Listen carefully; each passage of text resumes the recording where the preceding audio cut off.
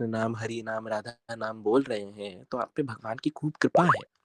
और भगवान इतने करुणामयी हैं कि वो अपने सब भक्तों का इतना ध्यान रखते हैं, इतना ध्यान रखते हैं कि इतना तो कोई किसी का नहीं रख सकता, इतना हम खुद का नहीं रख सकते। जानते हो आप ये बात? इसीलिए माता पिता का जो है, माता पिता का ध्यान, गुरु का ध्यान, ठाकुर जी राधा रानी का ध्यान हमें प्रतिपल करना चाहिए।